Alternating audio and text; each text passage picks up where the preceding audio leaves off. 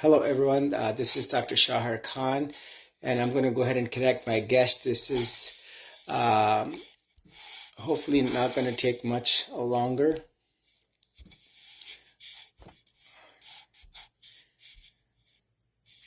So I'm going to go ahead and invite my guest. And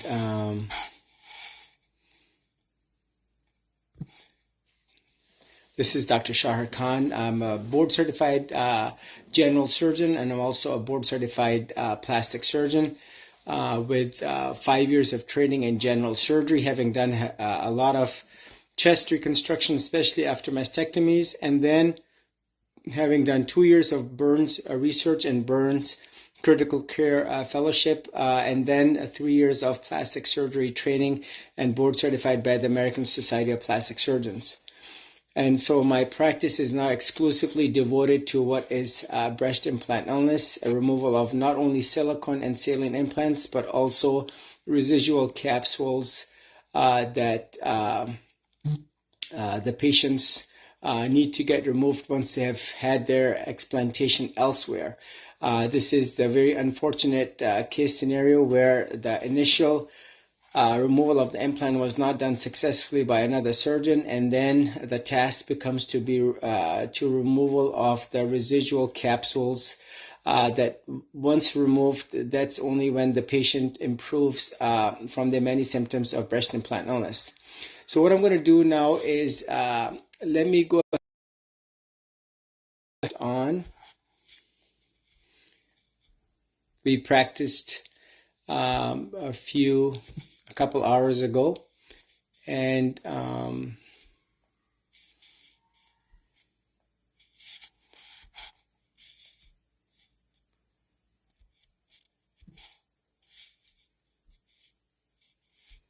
so please bear with me.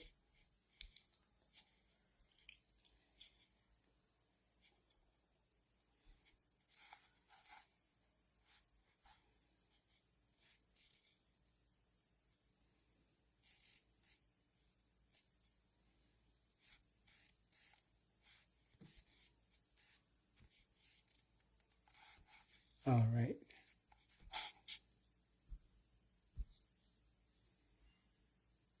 So I'm adding on my guest.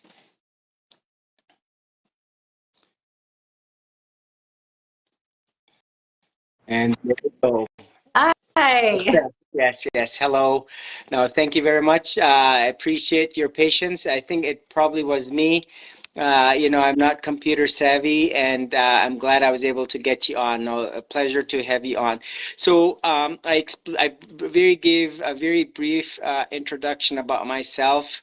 I will go ahead and repeat that. I'm a board-certified plastic surgeon. My practice is exclusively devoted to removal of breast implants, both silicone and saline. Like I said earlier, I also remove residual capsules where the previous surgeon was not able to remove the capsules, and then the task always remains to remove not only the capsules but the inflamed tissue, such that the patient gets the bounce back to a normal state of good health minus these toxins that are certainly very much present. Remember, anyone can remove implants, but the implants must be removed in a very sophisticated way with the end block, and which means that the entire implant and capsule is removed as one system without any breaks in the capsule. So if there is a rupture, that there is no leak of that silicone into the periphery, or if the end block cannot be done, then at least 100% of the time that 100% of the capsule must be removed, and it absolutely can be removed. And there's two tasks to the surgery where the surgeon has to believe in breast implant illness, and also removal of the capsule, which the surgeon must technically be proficient in. Now, having said this, please introduce yourself and tell us about yourself. Who are you? Hi. Yes, thanks, Dr. Khan. My name is Kate Lord, and I live in Atlanta. And I will today tell a little bit about my story pre and post breast implants, and how I found you, Dr. Khan. Also, is my volume okay? Can you hear me? Yes, I can hear you just well. And, this is, we learn a lot, from the patients. And I will tell you, the medical community, the surgical community, and the plastic surgery community needs to just listen to the patients. Don't listen to anyone but the patients, because the patients are talking directly to us. In this case, you are the voice for the many, I will say, millions of patients who have implants. Your journey is not unique. There are literally hundreds of thousands of ladies and millions of ladies worldwide who are hurting, and we want to hear from you so that we can enhance the next patient's experience and truly recognize what is breast implant illness, a real medical entity and medical problem, and an illness that needs to basically be the vast majority of the public needs to be well made aware of, and certainly the medical community. Now, please go ahead and tell us about your Explant journey. Like, what is it that led you into researching about breast implant illness? Sure. So that's a great question, Dr. Khan. What led me into researching? Yes. So to give a quick background, I got my implants October 2009, and before that was about to be, or I just turned 22, I believe, and I was pretty young, but I led a very active life, my whole life of outdoors, athletics. I learned how to throw a ball at 3 years old. My late father taught me how to play baseball and softball. I got scholarship offers in college to play fast pitch softball. It was very active, a lot of endurance, really competitive. And it was just about 3 years into having implants where I lost all of that endurance, like to play tennis and go for an hour, 2 hours. It was 20 minutes max for me to have a good rest point. And about 4 years into having breast implants was something that I've initially felt for the first time, which was working with power tools on a wooden pallet. And this was the year 2013. And I was twisting, drilling, putting it up in the toolbox, and my back just gave out. And I literally, my brain told my body to get up off the floor, and my body was not responding to what my brain was telling me to do. And of course, all of this will make sense later when I talk about what you found in surgery for me, but I didn't connect this with breast implants. I do have the paperwork that you have for BII symptoms. On there talks about neck pain, back pain, but this was debilitating. I had to have someone drive an hour to pick me up off the ground in 2013 at 27 years old, because my body wasn't responding to what was happening. My brain was telling me to move, and it wasn't. And this was not the first time since then that this would happen. So this happened to my body multiple times a year, maybe 3, 4, 5 times. And it would take me 7, 10 days, 2, 3 weeks to recover. When I would bend over forward, when I would run an incline up a hill. I had to, I think 2 years into that. So starting 2015, I had to start putting all my socks, lower extremity apparel, pants, panties on like a hard surface. I couldn't bend down and put things on my body because that was bending forward, and something was going on with my back or my hips that I couldn't explain.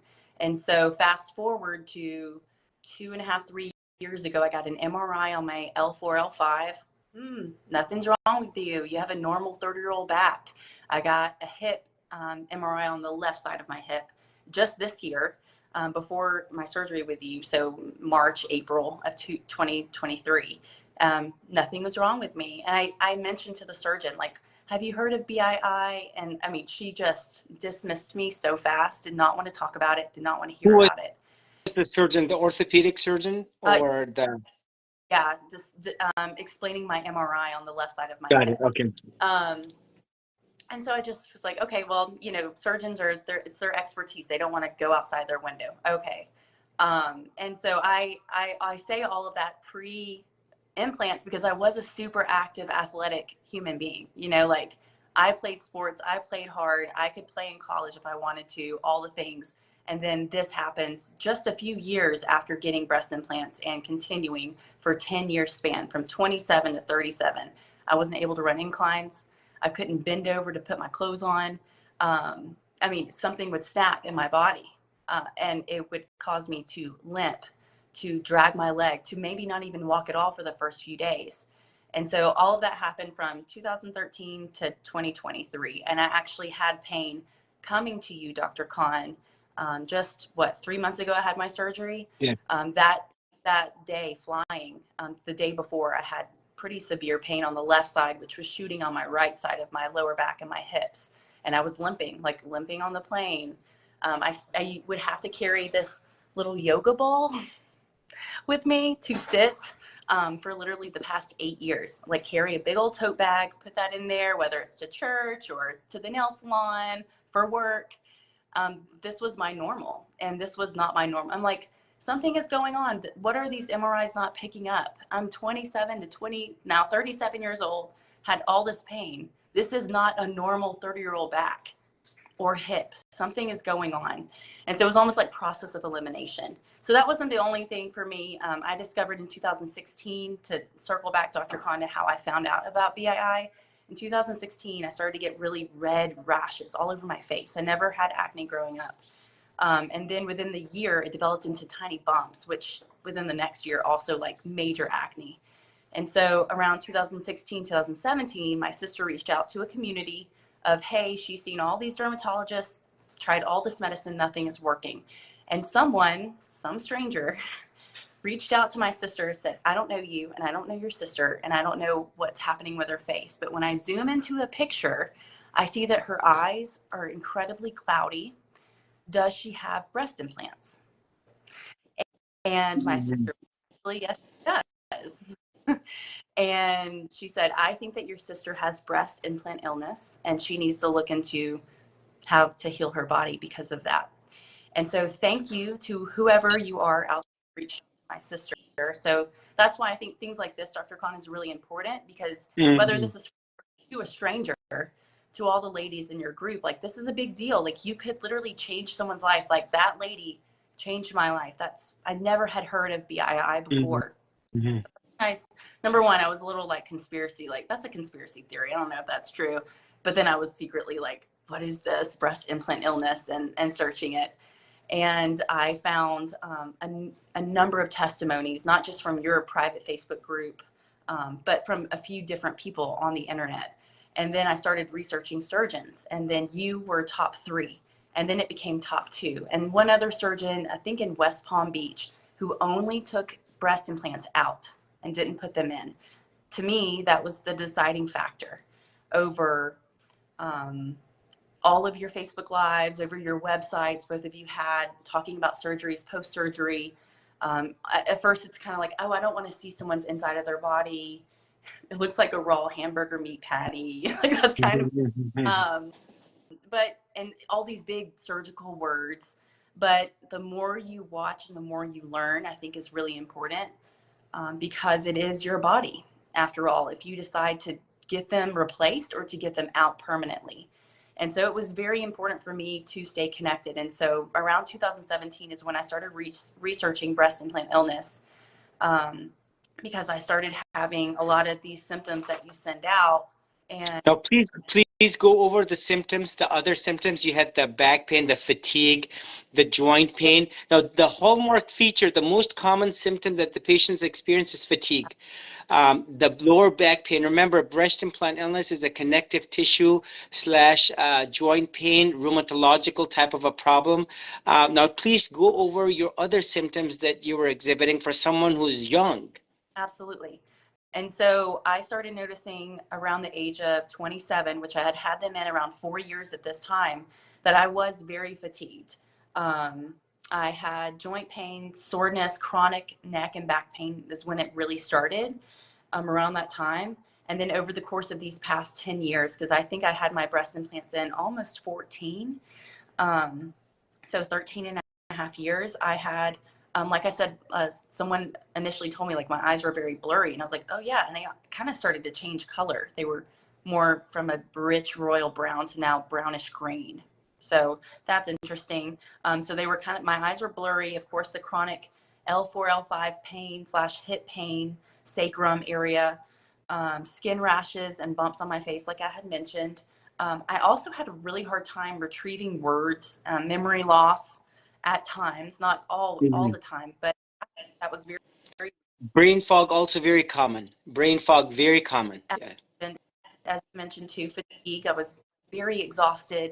If I had a very busy day with my job, and or doing whatever I was doing, I would kind of shut down around 4:30. And if it wasn't too exhausting, it was like 6:30. I'm like, I'm kind of done. And I was typically asleep by 8:30. And I just think that's kind of early for a young. Of course, I've always had brittle nails. So I don't know if that was from my implants or not, but that is a symptom on your sheet. And I also said I would sensitivity to sound. I don't know if that is a thing, but I have noticed the older I've gotten, if it's too much noise all around, I would just kind of inside be like, oh my gosh, I'm freaking out.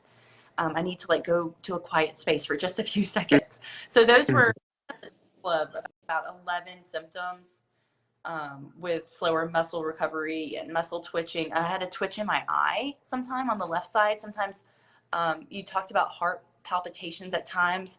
That would only happen to me maybe 1 or 2 times a year, every couple years. Like it wasn't frequent, but it was enough for me to be like, something's going on. This is not normal. And it wasn't during exercise. It was just maybe on a random drive or something. So I think I had a total of about 11 of your. Sure. Now, this is very interesting. So this questionnaire that you're holding, there is no lab diagnosis, there is no imaging diagnosis, but this questionnaire kind of, for someone young, each one of these items kind of adds, like basically points a finger towards breast implant illness. Now, for someone overall young and healthy like you, 37, with no major medical illnesses, no rheumatoid arthritis, no lupus, no multiple sclerosis, each one of these points towards what is breast implant illness. Now, I will tell you, I talk to so many ladies. When you have a young lady, be it old, 4 weeks ago, I operated on a 69-year-old lady, and you would think she would be thinking I have some early onset dementia, or this difficulty breathing, amongst others. She knew deep down within she had what is breast implant illness, because she knew she was not the same, and you knew obviously something was wrong. Now, when you have a young lady, or when you say mid 40s, 50s, 60s, and you have the brain fog, you have fatigue, despite our 8-10 hour sleep, the patients want to sleep another 4 hours, or not wanting to get out of bed despite a 10-hour sleep, and the disinterest as far as not being interested in day-to-day activities like going to parties or weddings, all of this detachment, all of this is a part of what is the breast implant illness. Each one of these additive, and this is, again, we don't have a lab or imaging diagnosis, but the number of check marks indicate or point towards what is truly breast implant illness. Please go ahead.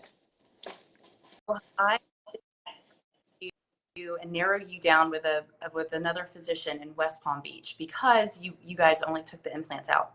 And when 2019 came around, that's when I got pregnant, and I said, well, gosh, I should probably wait for a couple years. And so 2021 came around, and I kind of backed out, but I did get your information packet from your office. And I decided to have surgery with you this year.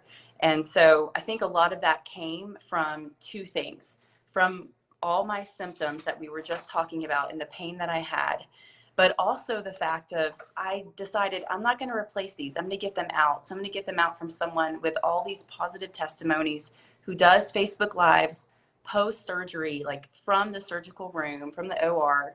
And I think what really scared me since I got pregnant in 2019 was I think that was like a month before I gave birth in October.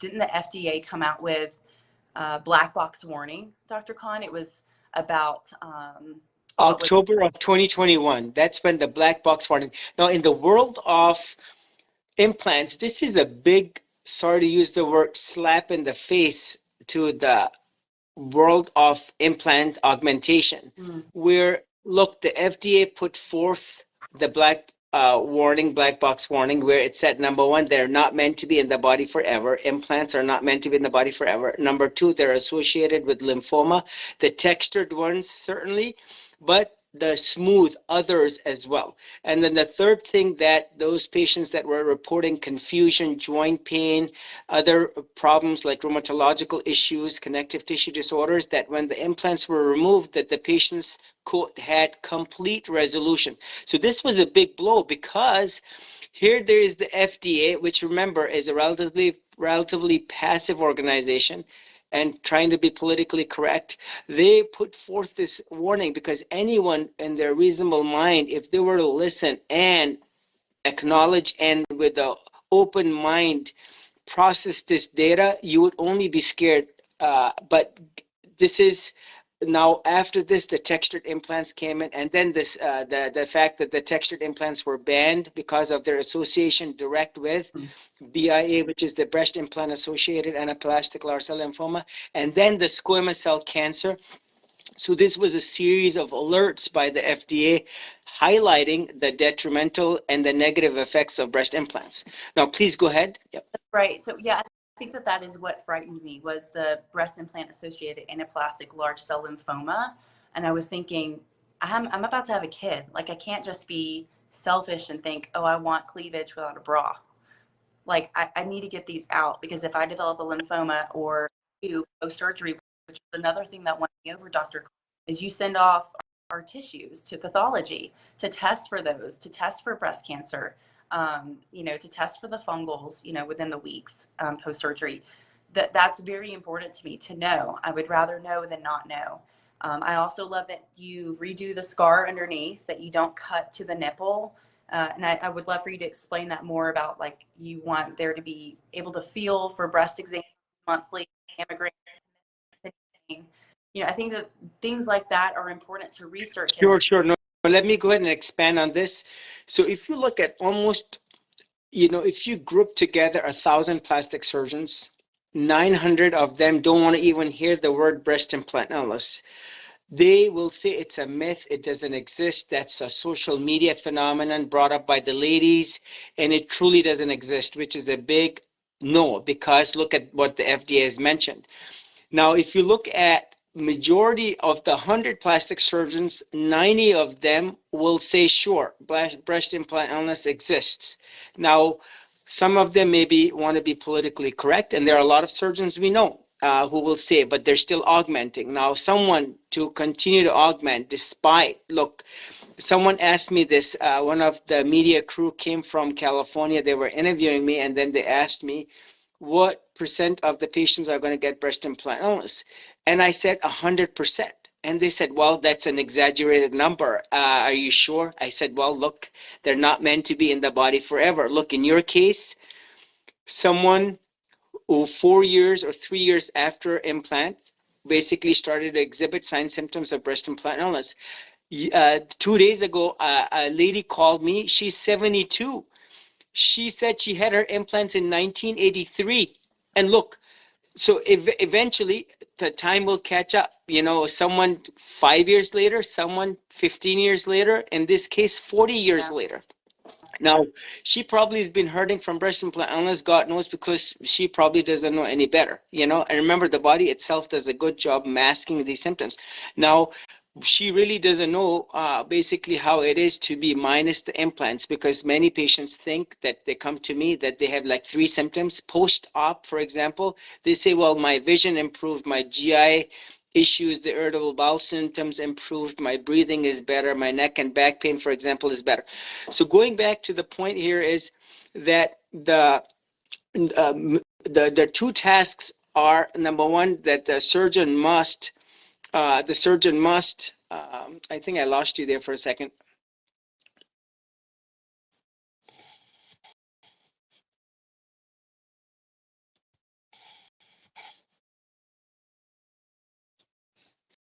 So the surgeon must, number one, accept that breast implant illness must exist. How is it a surgeon is going to be able to offer you breast implant, illness treatment, that is removal of the entire implant and capsule, unless that surgeon believes in the breast implant illness? There are some patients that have come to me where their surgeon never truly did believe in breast implant illness. And so basically that is the first problem, if you will. And then the second problem, very good. So the second issue is that the surgeon has to be able to, so the surgeon has to have the technical ability to do the surgery, because there are many surgeons who want to go in out of a good heart into the surgery, but when the surgery gets involved or the dissection off of the rib needs to be done, they themselves are not able to. So the surgeon has to be able to be technically proficient in doing it. Now, if you look at the many explant surgeons, number one, your surgeon should not be augmenting. In 2023, with all the data that we know, your surgeon should not and must not be augmenting, because if he is, then he truly does not believe in what is breast implant illness, and why would you want to harm a patient purposefully?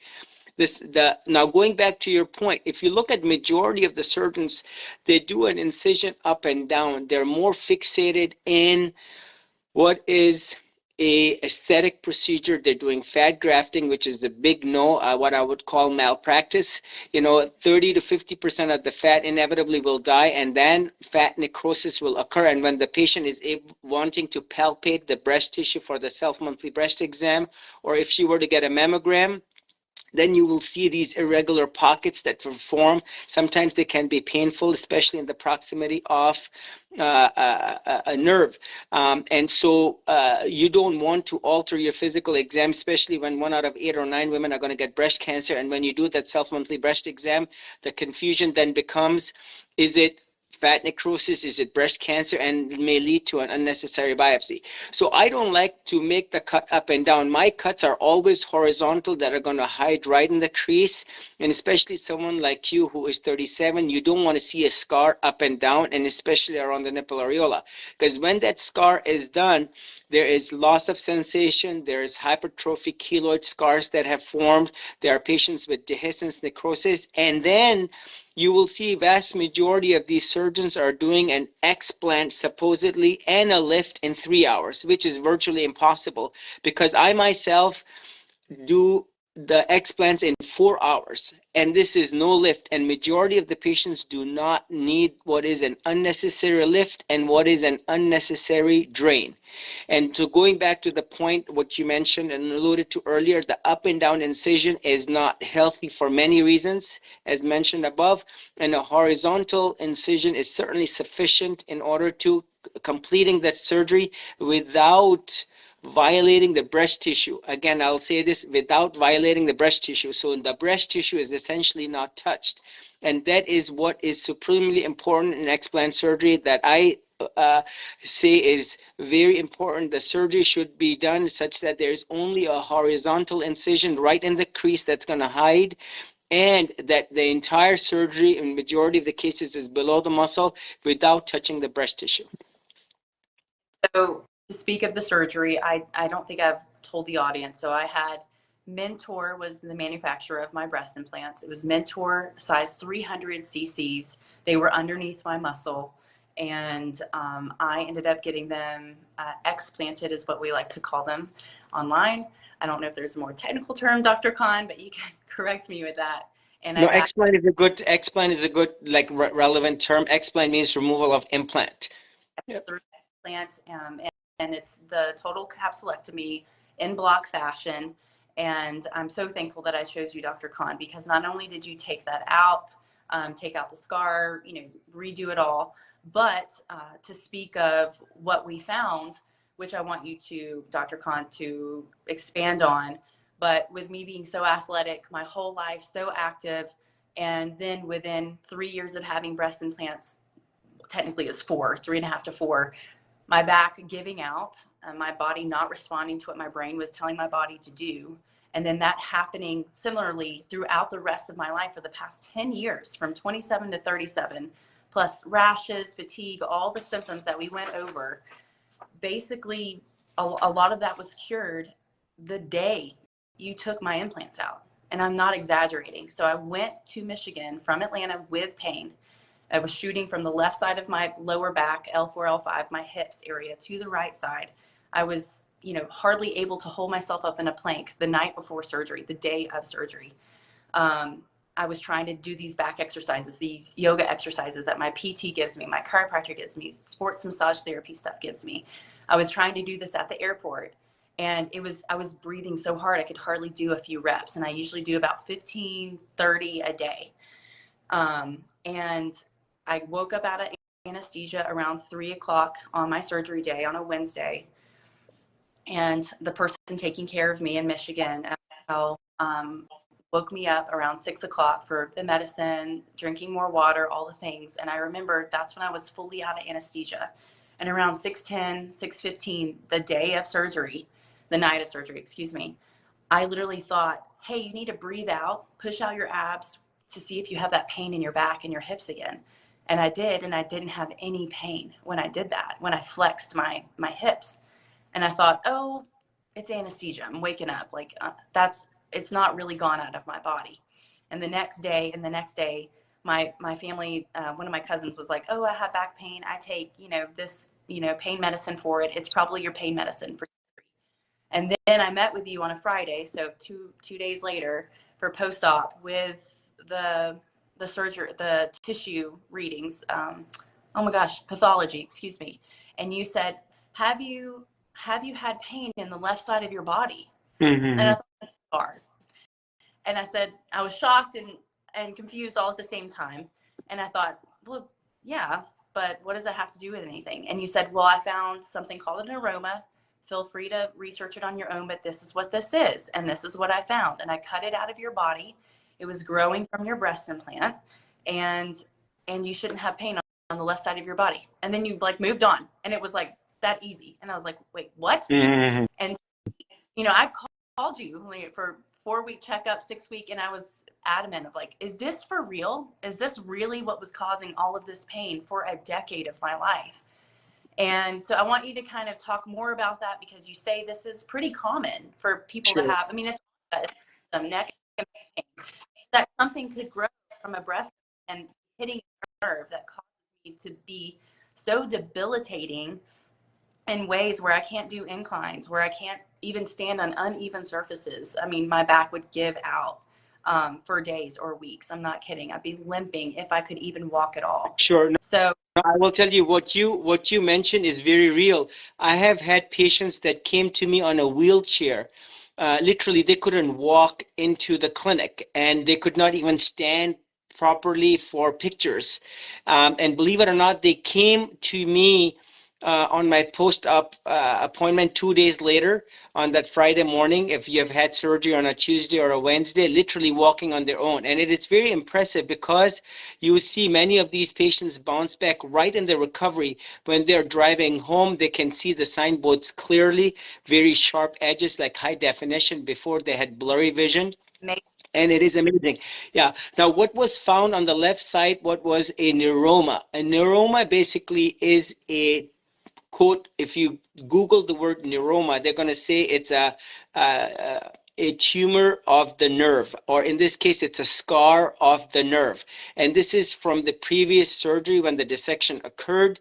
There are many nerves that feed the breast tissue and ultimately going towards the nipple areola complex and the entire surface.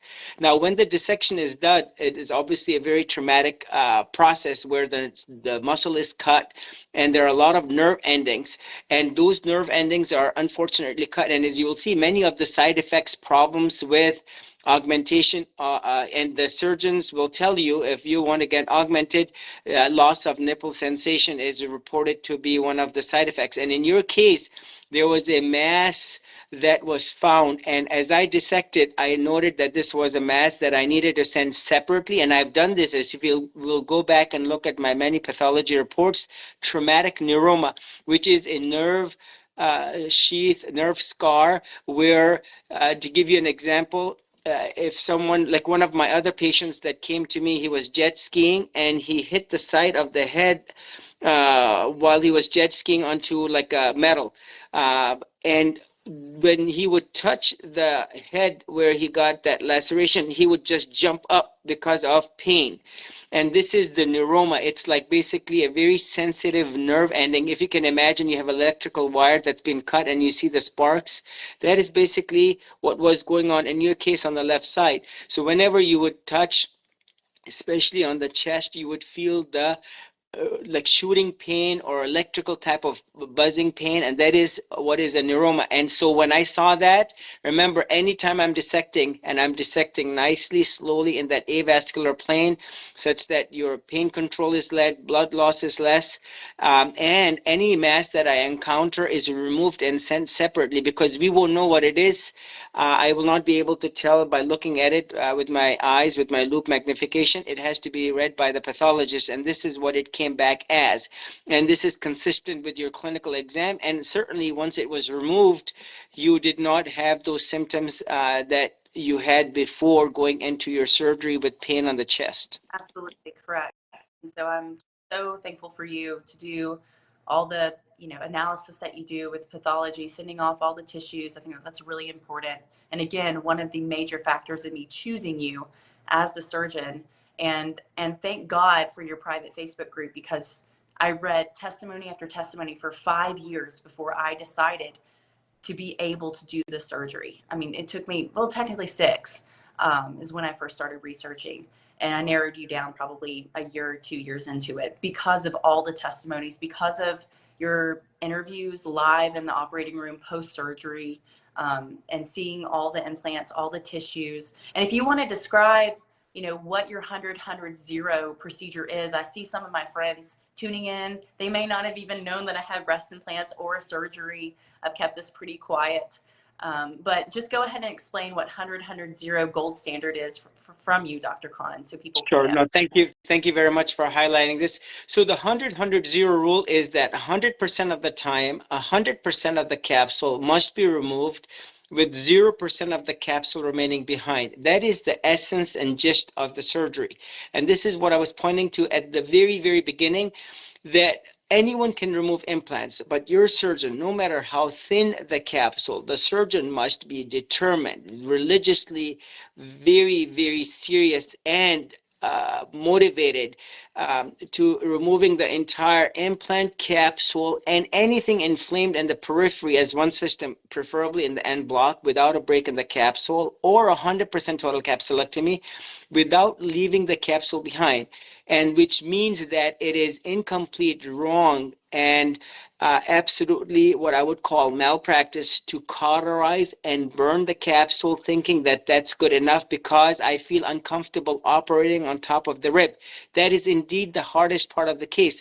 This operation is not about speed. This operation is about accuracy, about that commitment where that fascia of the intercostal muscle, the fascia of the periosteum, the fascia of the serratus anterior, the fascia of the pectoralis minor, the periosteum, and the perichondrium is removed on top of the chest layer, such that complete capsule removal is done along with the implanted capsule without leaving any of this capsular burden behind. Because we know clearly those two subsets of patients where the capsule was left behind, the patients did not bounce back, and now the patient has had to go back to another surgeon for residual capsule removal, and now there are not many surgeons who do this, only for the patient to bounce back and to recover fully, because that residual capsule that had in it the silicone toxicities was removed definitively and completely. And the second thing is, if you look at the many pathology reports that clearly highlight and show that the residual capsule had in it fat necrosis, necrotizing chronic inflammatory tissues, granulation tissue that was inflamed, giant cell reaction, and you will see this in the many pathology reports that I've put forth with the residual capsules, and it is the surgery in itself.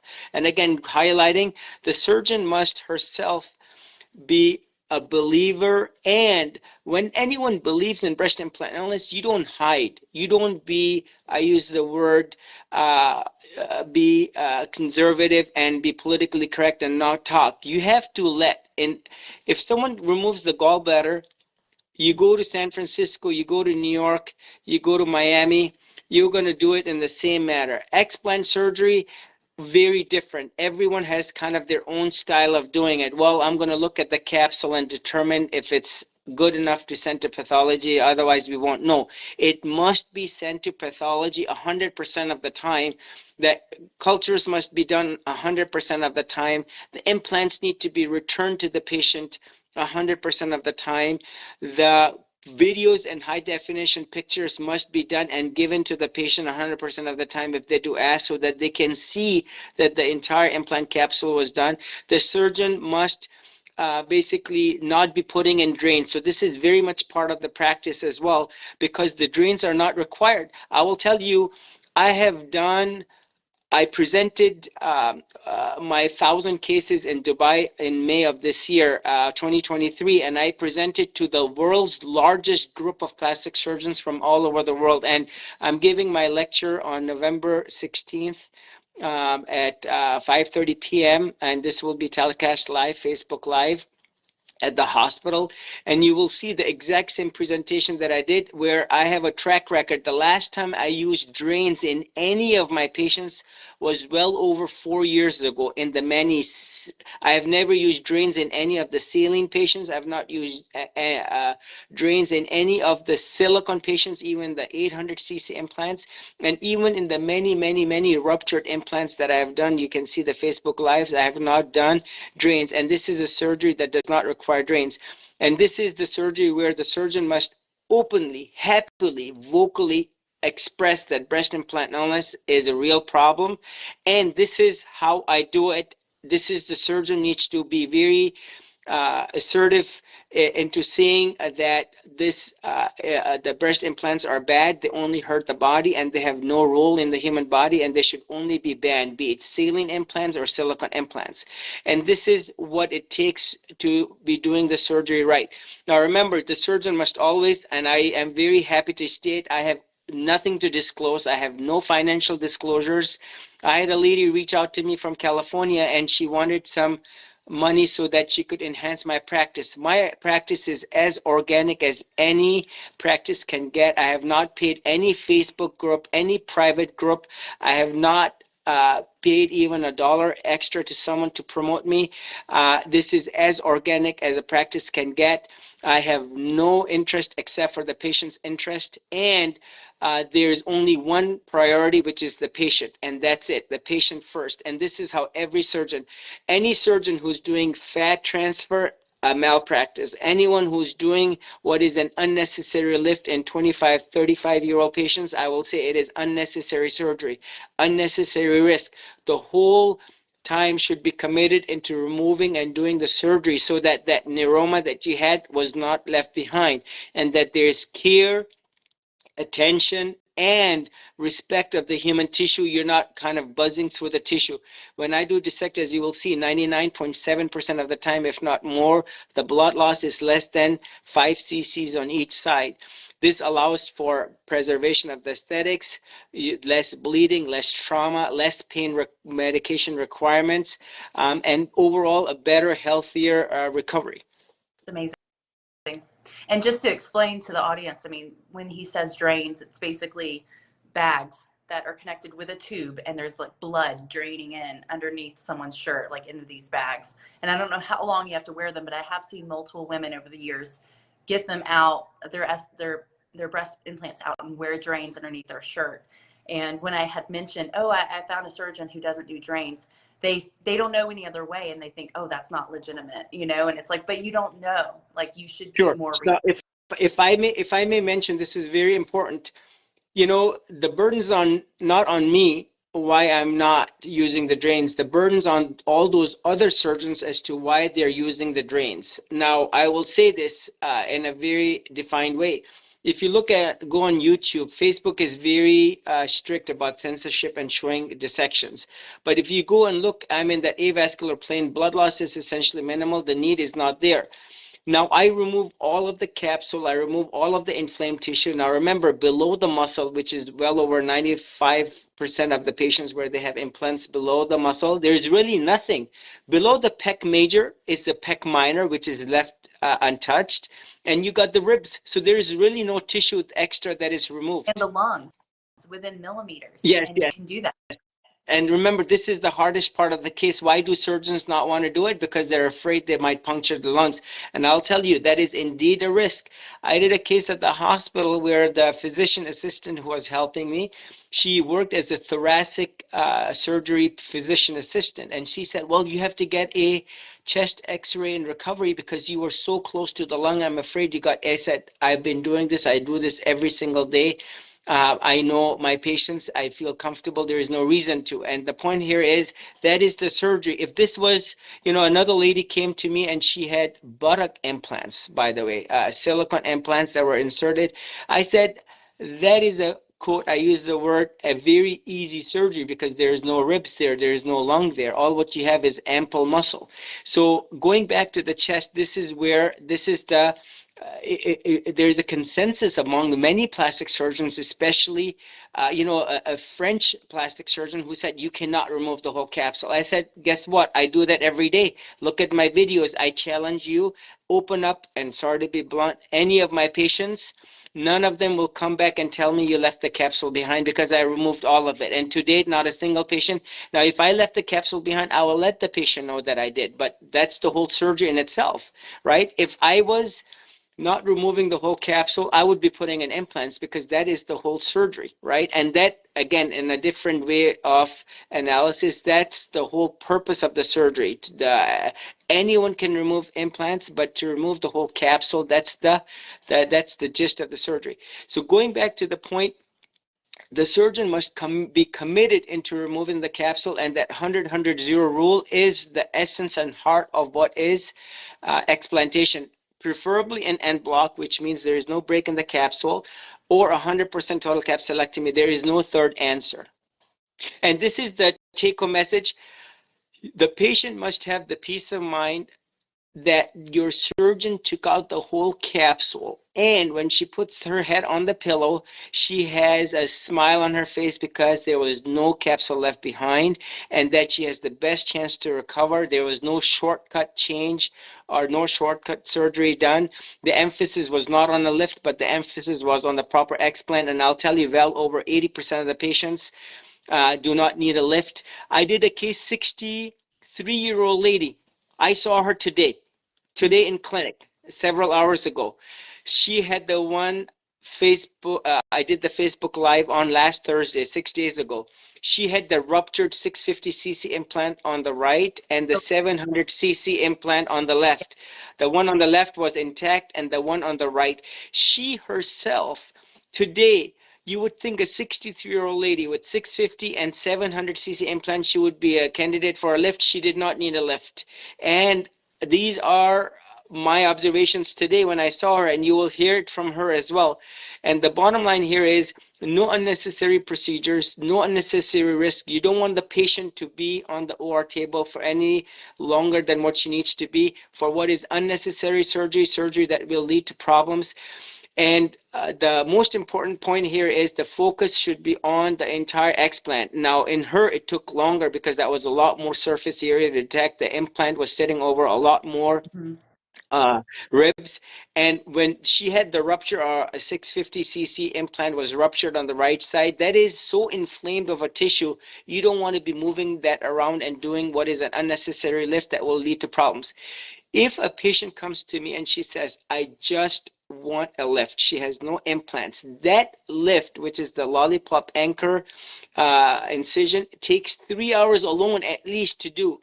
How can you do a lift and a supposed explant in 3.5 hours? Because that is virtually impossible. The whole focus must be that sincere dedication into removing the whole implant capsule and all inflamed tissue and to getting it tested. Yeah, which is a huge reason I chose the work. So I cannot shout from the rooftops anymore how much, you know, everyone's testimonies that have been with you with surgery, you know, and how they have basically healed, if not completely healed, from a lot of these symptoms that come from breast implants. It's a thing. It's not a fake thing. It's not just a social media thing. Breast implant illness is real. And I'm just so grateful for you that not only did you take out my entire capsule and do the in-block fashion of removal, but you found a mass and you took the time to take out this neuroma. Like, you didn't have to do that, and you did that for me. And I've read over the years, past 5-6 years researching in your private group, so many women write in capital letters, I have my life back. And I don't know if I could say I have my life back, but I can definitely say that I don't feel disabled in a way where I did before, where I was limping or I couldn't walk, period, for days. Like, I'm just so grateful that you took the time to find this, you know, benign, thank God, but this mass that grew from the left breast implant and was hitting nerves and causing me to basically fall down and not be able to do inclines, like walking, running, stand on uneven surfaces. Like, the night of surgery at 6:10 at night, I could literally flex my back, my abs, and I didn't have that pain that I flew to Michigan with. And I had that for the past 10 years of my life. And I'm so grateful. I'm so grateful. And I just hope people hear this and talk about it. Like, someone randomly reached out to my sister and zoomed into a picture that said, I don't know what's wrong with her rashes and her bumps on her face, but I see her eyes are cloudy. Does she have breast implants? Because there's something called breast illness. And that was 7 years ago. And I don't know who that stranger is. I'm so grateful for them. That led me to eventually research and find you. And so if that speaks volumes to someone, whether you have breast implants, you know someone that does, or you don't know anyone, but someone's reaching out for help, please, please be bold and give them wisdom and love and share about BII. It's a big deal. Now, I just want to mention, look, the breast implants have been banned before in 1992. That is a real history. This is not made up.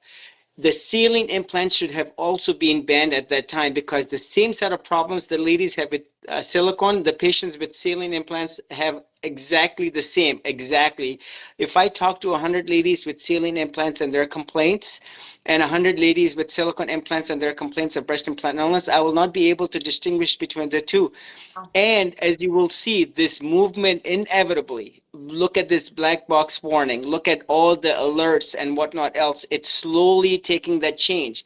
It is the primary care doctors, it is the emergency room doctors that are now slowly recognizing the fact. Believe it or not, last week on a Friday, I got called from one of the organizations where they wanted me to give a lecture on CME, continuing medical education lectures on the Khan procedure, breast implant illness.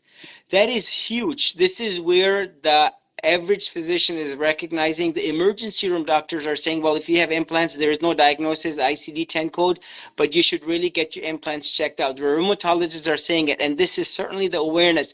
Now, what is amazing and very amusing as well is most of the plastic surgeons are saying, well, you're fine, it's not the implants. And now the patients are taking that responsibility in their own hands and making that connection and making that assertive move as far as overriding the plastic surgeons and getting the implants removed definitively with the capsules removed. If you had gone to the top 100 hospitals in the country, having had your augmentation for all these years, they all would have inevitably said, time to remove this set and put in a brand new set because that's what you deserve. And that is as wrong as a wrong answer can get. If plan A fails, plan B should not be the same as plan A. And unfortunately, everyone seems to think that the implants are safe. Now, what is interesting is you mentioned earlier, almost half hour ago, that, you know, your orthopedic surgeon and your other primary care doctors, they say, well, it's not the implants. I will tell you, if you asked me about orthopedics, you asked me about rheumatology, if you asked me about blood pressure or diabetes management, I'm going to say I have no idea because I don't manage these problems. Likewise, I wouldn't expect a family medicine doctor or the orthopedic surgeon or the rheumatologist who has never possibly even touched an implant in his or her own life to be even commenting on what is, if breast implant illness even exists or not. And if you just look in, number one, look at the FDA warning. That was not a joke. That was a very serious warning. Number two, the mentor itself and Allergan and Sientra, all three manufacturers, these are the top three manufacturers, they tell you the detrimental effects and their warning signs. If you go to my private breast implant analyst support group page, you will see these warnings that they themselves mention. And the third thing, last but not least, if you just listen to the many patients, you know, they're not making this up. You're not making this up. You have nothing to gain from this conversation except for your good health and to be spreading awareness because you sought relief and benefit like the many other, literally hundreds of thousands and millions of ladies who are hurting. And this is what we're trying to do very professionally, very assertively, and very definitively. We are letting the world know that implants are bad, they don't belong in the body, and if you have them, don't wait for a rupture or problems, get them out sooner. And I'm not trying to scare someone, but this is a real problem. The BIALCL, which is what you were afraid of, fact number one, it is underreported because no one sends the capsules off to pathology, no one. Number two, everyone seems to downplay and not check the capsules, saying that the capsules themselves will dissolve. No, the capsules stay in the body literally forever. They are not going to dissolve away, and they become a permanent part of the body as a foreign entity with breast implant particles, silica, among other problems. Not all the time, but certainly the culprit behind what is the breast implant illness. And so it is important to recognize the fact that breast implant illness absolutely does exist. It's not a myth. And you have defined problems and a defined solution, which is removal of the entire implant capsule and all inflamed tissue. Yes, and I'm so thankful that you do that. Sure. Q&A before the end. I did want to ask you to touch more on the malpractice part. I heard you recently with another plastic surgeon do a podcast, and you mentioned that it is malpractice with surgeons to put implants in when you have a compromised immune system. Right. And Right. So this is a very please ask me your question. Just, you know, what is a compromised immune system, and I know there's a few examples of that, of course, and also touch on the fact that getting your breast implants out is not necessarily elective. It's essential. And why is it essential surgery? Okay, good point. Let me go ahead and talk about the second question first. During COVID, when the entire hospital systems were shut down, no one was going to the emergency room. People who were having chest pain, they were staying at home because they didn't want to go to the hospital to get a chest pain workup. Literally, people. And many patients with rotator cuff tear or ACL or other, quote, surgical issues were being denied access to the hospital operating rooms simply because COVID. I myself took patients to the operating room at the hospital during these block times at 9 in the morning on a Monday, where the hospital itself recognized breast implant illness does exist, that i.e. Dr. Khan is not going to put in implants and he's removing them, and it's a medical necessity. It is essential surgery to get and reclaim the life of the health. And so this is truly what is, now look at yourself. What you were hurting, you were not able to perform on a day-to-day basis. You could not even walk properly, right? You couldn't even get a plane ride. I remember you were sitting on that cushion that you were mentioning. You could not even sit properly on a chair, right, even in pre-op when I examined you. Now the point, and so the point I'm trying to make here is, so this is truly essential surgery. This is what I call, and I write this down on my consults. The first thing, essential surgery, non-cosmetic in nature, breast implant illness, even there is no ICD-10 code, and desire for removal of bilateral breast implants. So remember, the patient, this is the most non-cosmetic surgery that any patient is going to do. And the patient is doing it to get her life back. Look, what did you mention? I got my life back. These are not small words. That means you're able to function, you're able to spend time with family, you're able to enjoy life. Yeah. Right. I mean, my mobility, like I'm able to just do normal everyday things without having to think, is the ground underneath me uneven? Like I'm having to still retrain my brain because it's just now about to be 3 months post-surgery. And it's been happening at 27. Like, that's not normal. Like, that's not a normal back. which is what my MRIs on my back and my hips were telling me all these.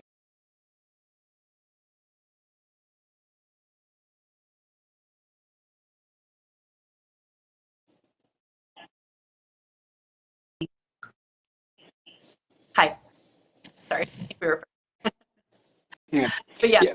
thankful that you out the neuroma, that Yeah. you just take out the implants, which is what I was paying you for. But you found a mass and you went above and beyond and took that out and sent it off to pathology with all the other tissues with my capsules. So thank you for that. Really appreciate it. Yeah.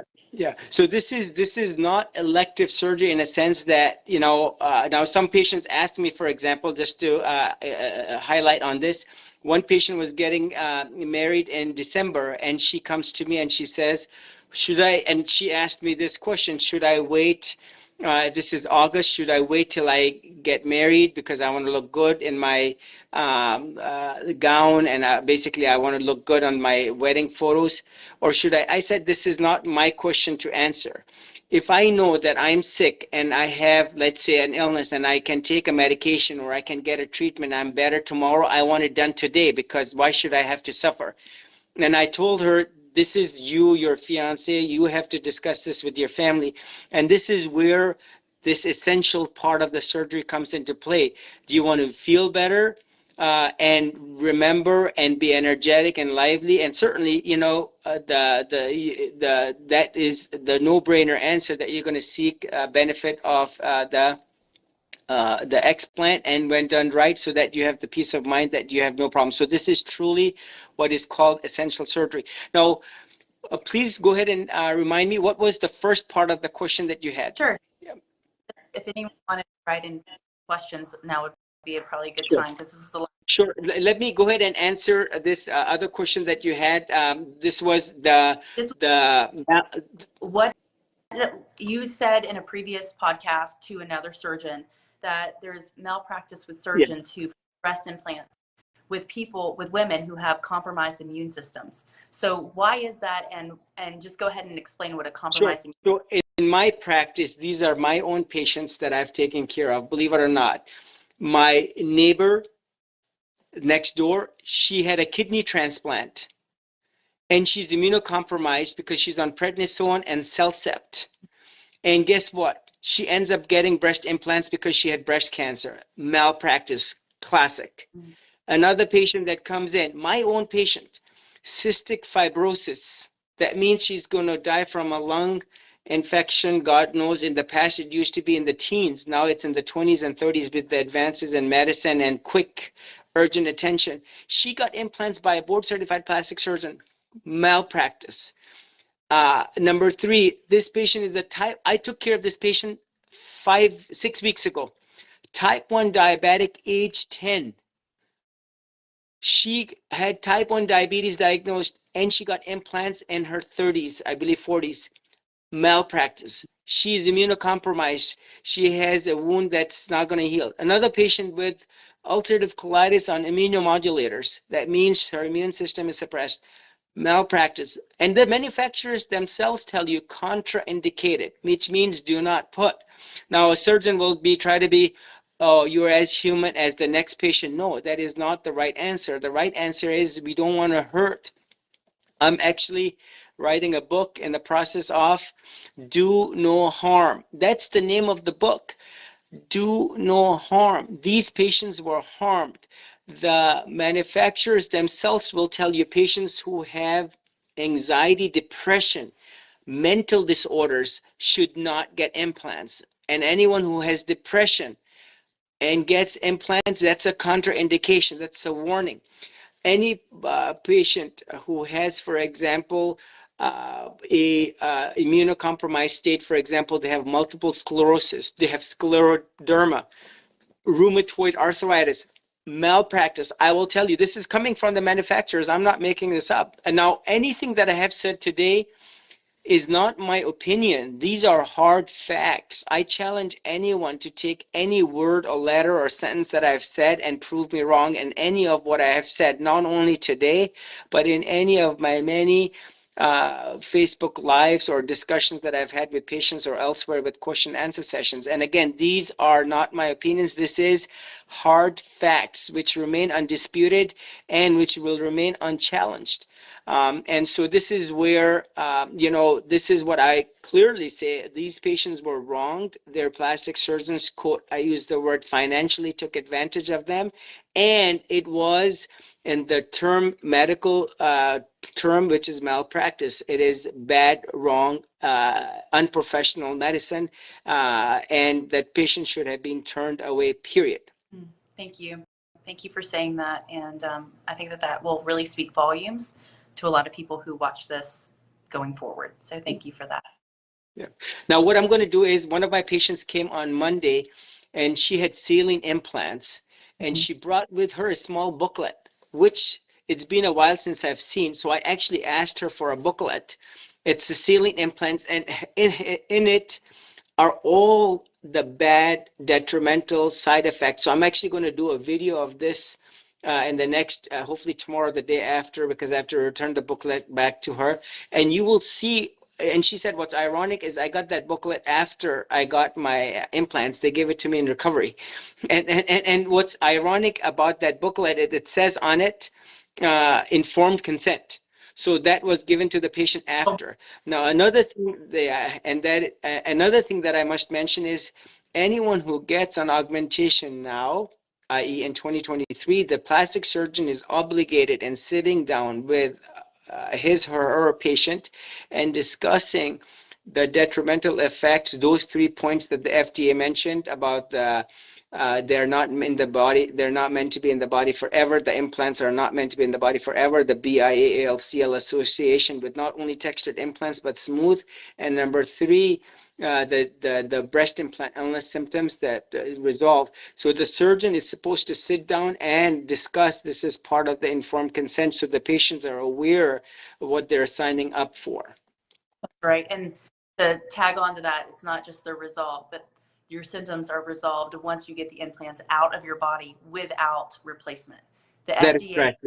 Yes. You said it verbatim. And, and you just posted that mentor who made the implants I had in my body posted that May 2023. They also said the exact same thing. So. Mm-hmm. Now, what I'm going to ask you to do, Kate, is if you can go ahead and look at some of the questions anyone may have, and any questions you can ask me, because you understand this from a different angle. Sometimes, like you said, I use big terms or words, and you can help me clarify. So please ask me. Okay. So some people have just talked about things sound very familiar. People are talking about their symptoms. I don't see a question yet. Hold on one second. If anyone has a question, go ahead and type that in right now. I'm getting to it. People are thanking you. Let's see. Spinal cord. What does this say? Stimulator removed. Okay, no, it's not a question. Sorry, I'm just looking for a question mark. I don't see any yet. Looking. So I tell the patients while you look, be assertive, do your homework, be very professional. Ask your surgeon, I say sarcastically, I don't want my capsules removed. And then your surgeon should say, no, that is not what I'm going to do. They must be removed. You want to be approaching them. You want to talk to the surgeon directly. You don't want to talk to the nurse practitioner or the office manager who has no concept of medicine. You don't want to talk to the receptionist.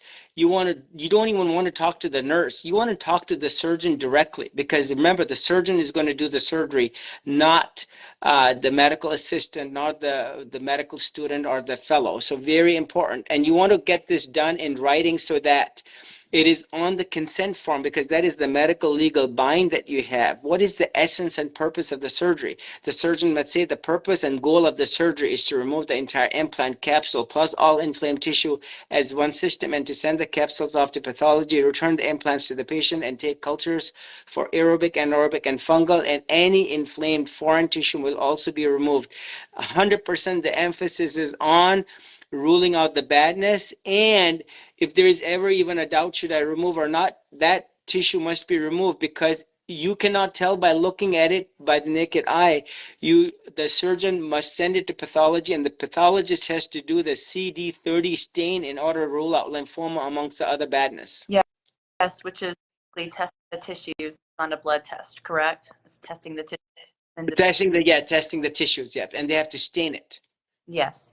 Okay, one question thus far, I'm sure there's more. Susan Jones is asking, do you use a nerve block or pain meds for surgery pain? Yes. So I use a nerve block on 100% of the patients, which is lidocaine, epinephrine, and marcaine, which, like when you go to the dentist for like a root canal, they give you the block and then you don't feel any of the drilling or any of the work that is done. Likewise, I give 20 cc's at the beginning of the case, and then 20 cc's at the end of the case, a total of 40 cc's, such that the patient has, quote, numbness. And then I give the patients, again, I talked to my patients before, I give them, if you have 3 out of 10 pain or less, I don't give them anything. I tell them that's, you need to wean off the pain meds. If you are 4, 5 out of 10 pain, take Tylenol.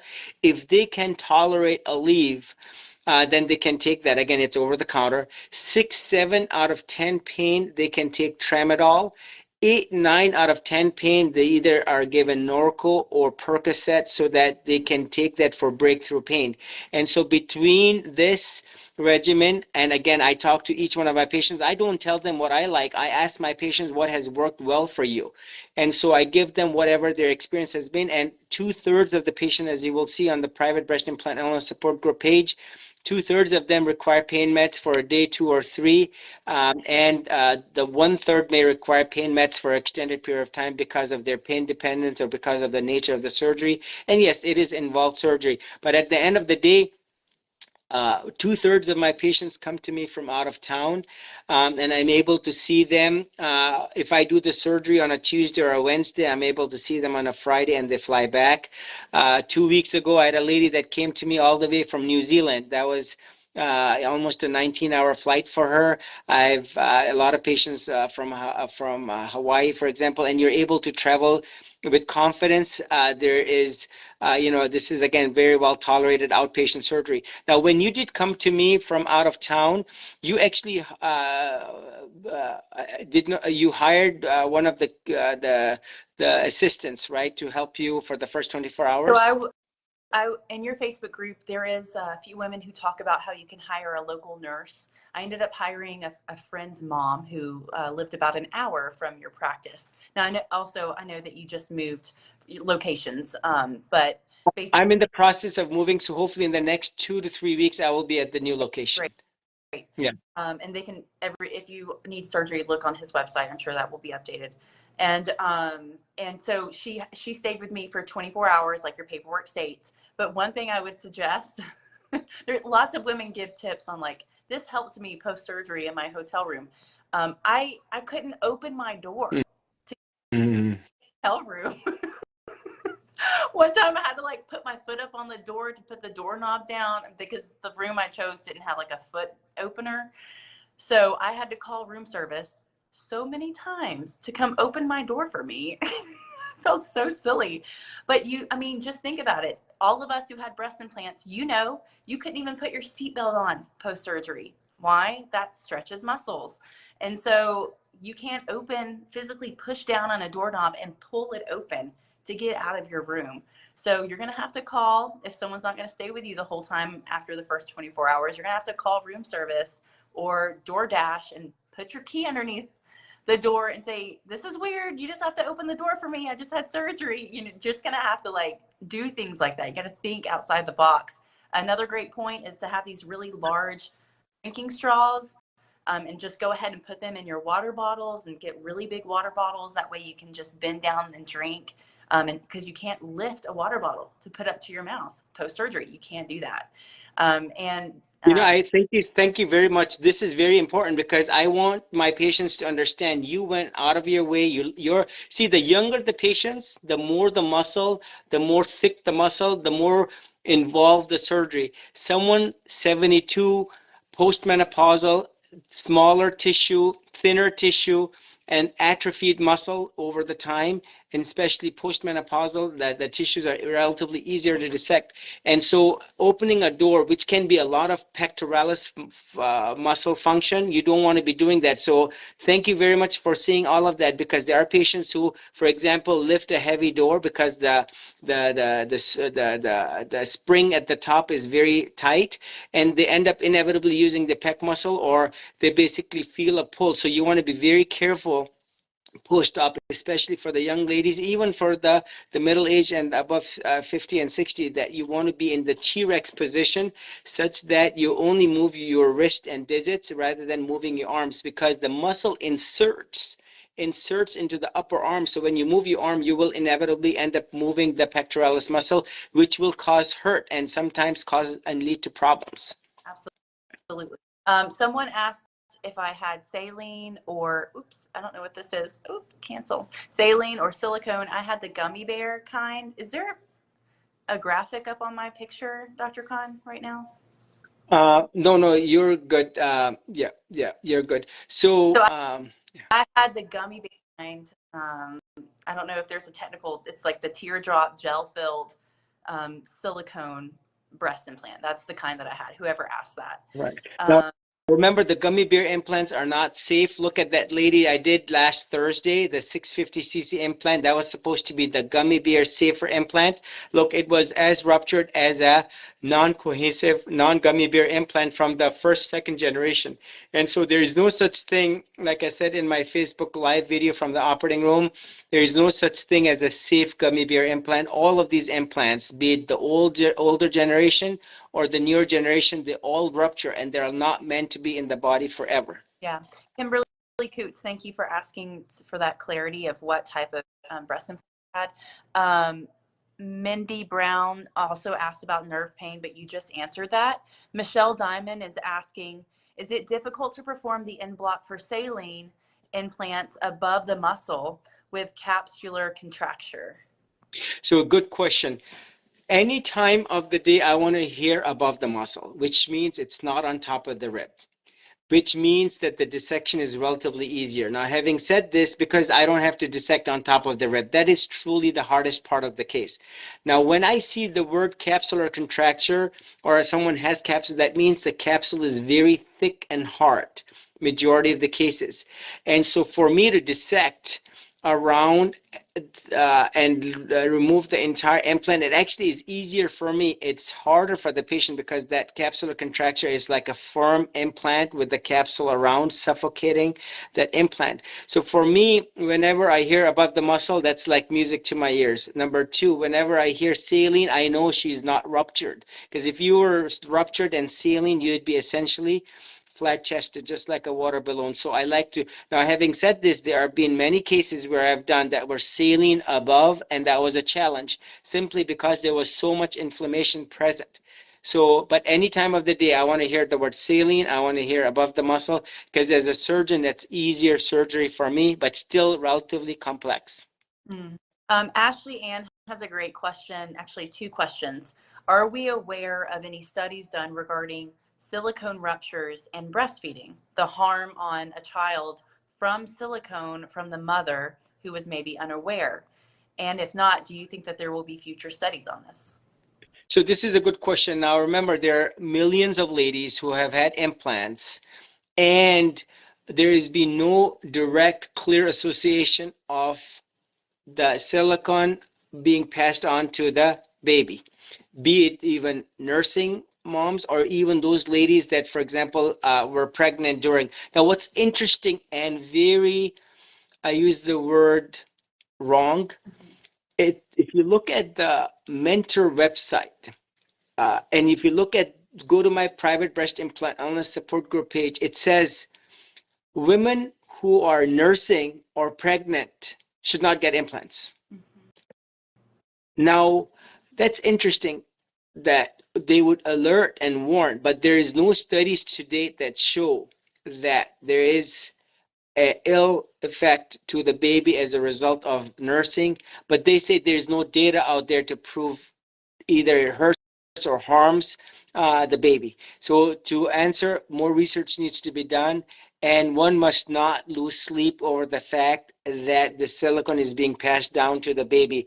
How many kids do we know who have that silicone illness as a result of mom who was nursing or who had implants during her pregnancy? There is no documentation. So that is the peace of mind. Now, one thing is for sure, the breast implant illness as a result of saline implants or silicone implants affects every single organ system of the body, from the hair follicles to the brain with the migraine, to the vision, skin, the sensation, smell, the throat clearing, tinnitus, ear ringing, the dizziness, the neck and back pain, endocrine issues.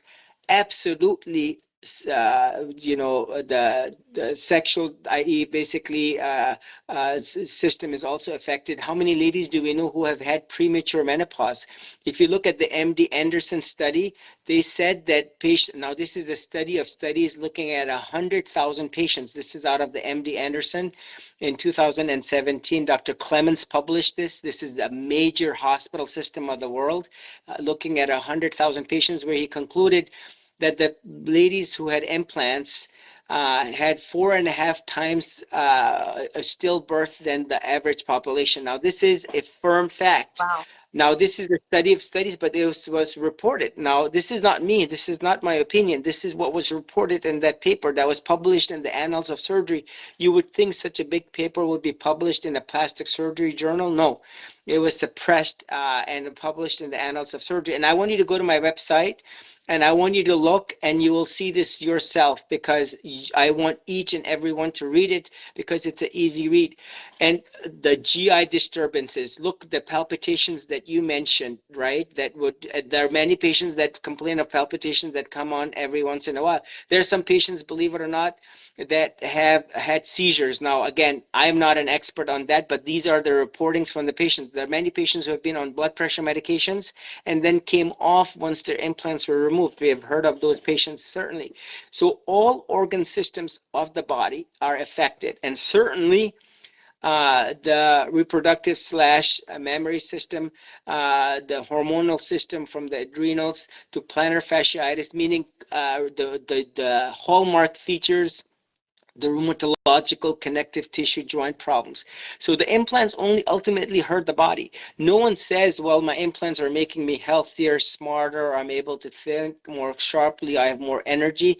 Just the opposite. The implants only hurt the body, some more, some less, and over time, eventually everyone will feel the hurt. And this is the point of this Facebook Live. They're not worth it. They don't belong in the human body, and both saline and silicone implants must be removed. So to answer the question, there is no concrete definitive evidence that it hurts the babies or the kids and long term, and more research data certainly needs to be done. So that was Ashley who asked that. And Ashley, I had implants under the muscle, and I did choose to breastfeed. I wouldn't have done under the muscle, but my surgeon in 2009 said, if you ever plan to have a baby and you want to breastfeed, you need to have your implants under the muscle. So I was like, okay, I'll do that. And so I chose to breastfeed. My daughter ended up doing it for just 5 months. And so anyway, just FYI with that. And then you mentioned to look on your Facebook group for things. So just in case there's new people here that are joining from my page, Dr. Khan's group, his private Facebook group, is Breast Implant Illness Support Group by Dr. Shaher 𝐶𝐭, MD, board certified. Sorry, I probably messed up your first name. How do you pronounce it, Dr. Khan? Shaher 𝐶𝐭. Shaher 𝐶𝐭. Yeah. Sorry about that. Okay. No worries. I will tell you just more on a humorous note. When I was in 10 years of training, when I did a lot of kids, for example, they used to call me Shere Khan from the movie Jungle Book. And then there was the wise elderly patients of mine. They used to call me Genghis Khan from the history. Then there were the musicians who were into Shaka Khan, for example. So there are a lot of different ways, but Shaher 𝐶𝐭 has been obviously that's how I would pronounce it. Okay, I'm so Oh, no. sorry. Okay, so No worries. I am going to I'm writing your group right here for everyone to join if they don't know what that is. Let me go back up to some of the questions because there are just a few more. I know this is going pretty long. So thank you, Anne, for that question. The next couple questions are, how long is recovery, Dr. Khan, if you want to talk about that? How long is recovery? Sure. So remember, majority of the implants are placed below the muscle, which means that, remember, putting in the implants takes 45 minutes to an hour, relatively quick. It's a virgin chest, no previous surgeries in majority of the ladies. And so it's a very relatively straightforward surgery. Removal is on average a 4-hour surgery, and you can imagine the dissection right on top of the rib in majority of the cases where the implants are below. So that muscle needs to settle back down onto the rib cage, and that process in itself is approximately 6 weeks. Now let's say if someone had surgery done today, she would be able to brush her teeth, type text, hold a cell phone, make a cup of coffee and drink, because this is wrist and elbow. The first 24 hours, we want the family members or the significant others or the friends to be doing it, because, you know, you're a fall risk, you're still recovering, you bounce back from the anesthesia relatively fast, but we mandate that majority of these ladies that come, they don't want to be alone. So if they have to go to bed, out of the bed into the bathroom, for example, we don't want them to get loopy and fall. So after the 24 hours, the next day, you can be up and about. We encourage the patients to actually walk. I want my patients to walk. That helps with the mentation, that keeps the gut going. Remember, the surgery was on the chest, so you can walk half a mile, quarter of a mile, if you know, 3, 4, 5 times per day. Actually encouraged.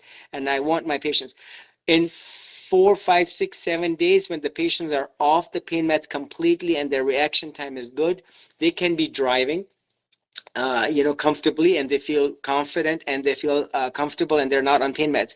Now, the entire T-Rex arms, which means the elbows are held against their waist and that they're not lifting anything no more than 2 pounds, that's almost a 6-week process for the muscles, everything to settle.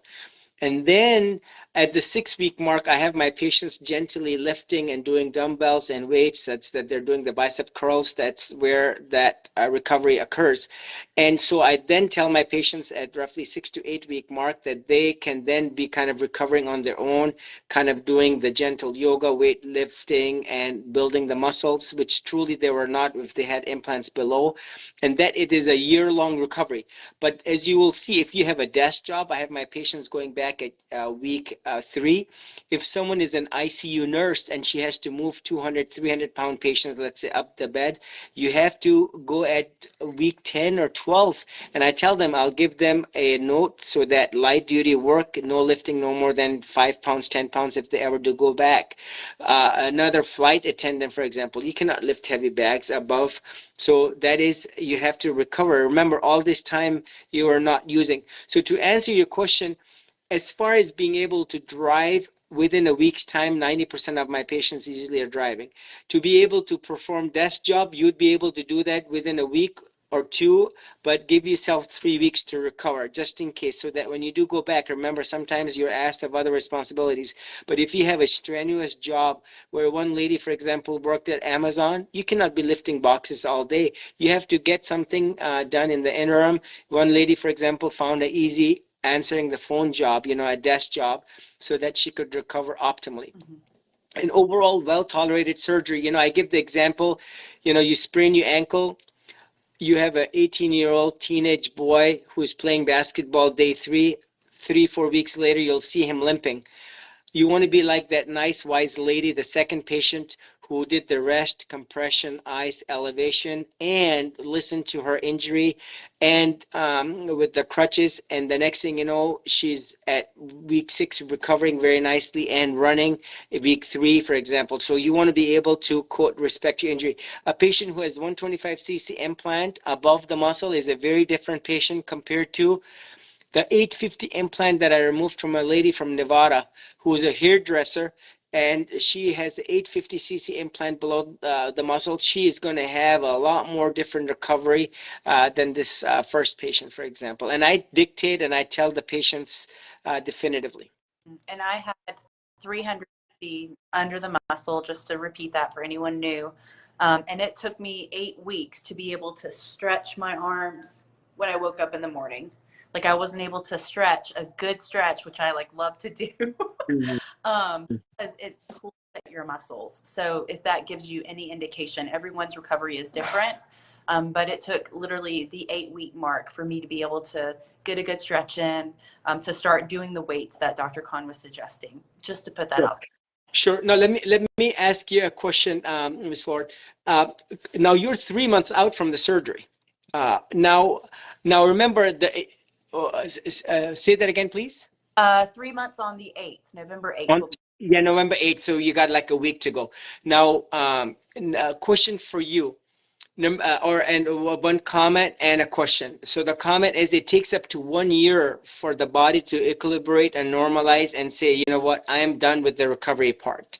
The incisions, believe it or not, I'll use all dissolvable suture, which takes 120 days for the sutures to dissolve. So you still have, believe it or not, sutures still present over your incisions.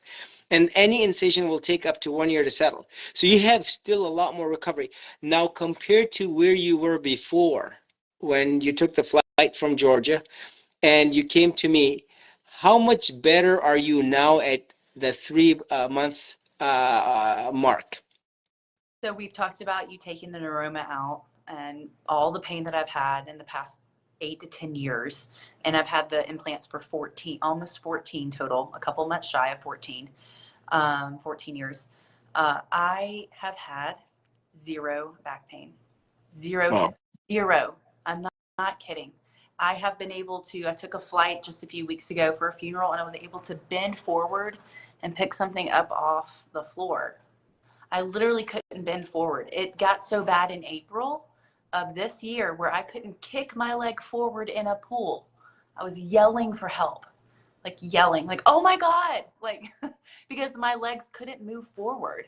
And it was that neuroma, left breast implant, hitting a nerve, like that, the neuroma, like hitting the nerve. And it's like anything, sorry, I have 10 left, so I don't have much time.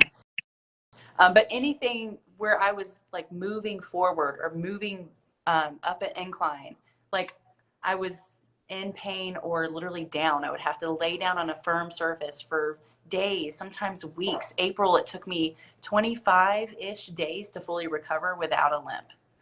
It took me 25 days. And so I was just thinking to the hip doctor who that was my second MRI, and the orthopedic surgeon. And I was just thinking in my mind, because I didn't want to be rude, but she was just like, yeah, I mean, it's pretty normal not to be able to sit for a long period of time. And then she also, and I was like, well, is it normal not to be able to like do an incline for like the past 8 to 10 years when I was a pretty competitive athlete, like my whole life? And she's like, yeah, I mean, it's pretty normal not to be able to walk up an incline. Oh. I'm like, no, it's Well, if I may jump in, you know, I have had so many of my patients, and you hear them, you see them on the Facebook page. The many patients of mine, they went to the pain doctor and they got pain shots in their neck and back and hip and everywhere because of this continuous, and none of these injections even helped maybe for 2-3 months, but then it was back again, and it was back with a vengeance. And lo and behold, this is what you were exhibiting, and this is where you have all this inflammation, the connective tissue disorder. Now, so overall, you know, so now remember, it takes you some time to recover. It's not that you're gonna, now obviously you saw the benefits, you saw the improvement. What would you say to someone who are listening right now and say, well, this is all in your head, this is all like made up, these last 3 months it was just, you know, maybe you could fixed your back, you know, or you got better all of a sudden? What would you say to that person and say, well, this is a myth? Because remember, this is, I saw today in the journal that I read, and one of 30 years of breast implants, myth or reality. That was the article, and it was an electronic article in the journal. What would you say that if someone were to say that what you're saying is a myth or like coincidental? I would say it can't be a coincidence when you look at the results of an MRI on the L4, L5 and an MRI on the left hip, and all those problems are seeming to stem from those areas. And they say, oh, you have a healthy back, you have a healthy hip. Like, that's not healthy.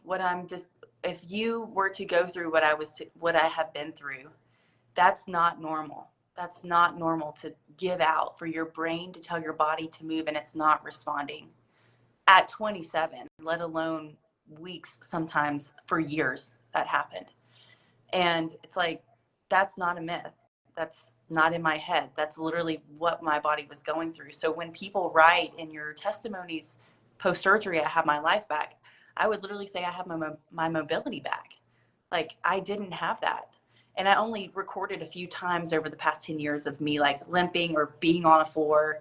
I remember my baby was like 6 months old and my back gave out and I couldn't even reach her, you know, and she was like sobbing. I had to wait like 30 minutes for my husband to be able to come home to get her out of her little jumper, you know, and it's like, I shouldn't be living like this at 27. Like, so anyway, I would just say there's facts. And I've been seeing specialist after specialist, spent thousands of dollars over the years. And this is very common. And I felt like I didn't have extreme issues compared to some of your previous patients that I've read out probably the past 6 years of testimonies.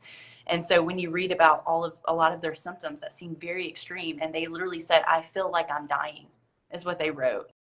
And then they surgery and the type of surgery that you do to take these out of our bodies, and you go above and beyond. You didn't have to take out that mass. You didn't have to take out that neuroma, and you did.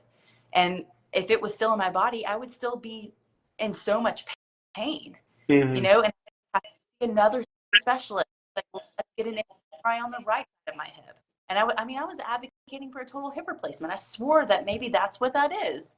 I was just trying to like narrow down all the things that could be wrong with me.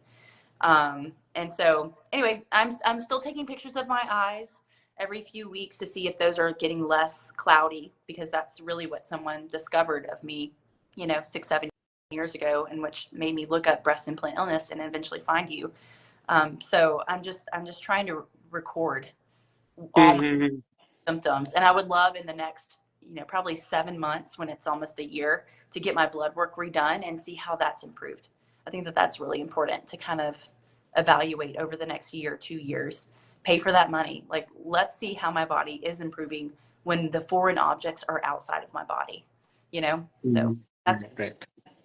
No, thank you very much. You know, I really appreciate you coming forth. You know, your words will change someone else's life. Hopefully we can get more doctors to listen in, more plastic surgeons to listen in. And I say this to everyone, just listen to the patients, because the answers are right there. This is not like I'm guessing or second guessing, or I believe in it 99%. This is 100% a real entity, and this is not to be missed. This is to be taken very seriously. This is your life, your family, your work, and these are real patients, and do no harm. That's the goal. That's the name of any doctor's practice, and this is where there is a real problem, a real solution. Now, I appreciate you coming forth. I will have you close. Please go ahead. Thank you very much again for your time and efforts. And I know you have a young one at home, and so please go ahead, and I will let you finish. Thank you. I'm all set. I just would encourage you to reach out to people that you love, whether it's your own self that has breast implants, someone that has them, maybe a stranger, like someone reached out to my sister and changed my life for the better. Just be bold and speak it in love and say, hey, there is something called breast implant illness. Refer them to Dr. Khan's private Facebook group. Again, I just wrote it what it was. We didn't answer all the questions, by the way, so I'm sorry about that. But the Dr. Khan's private group is Breast Implant Illness Support Group. So you can't miss it. You'll see his photo, and someone will approve you. And I think when I joined about 6 years ago, was it maybe 5, 6, 7?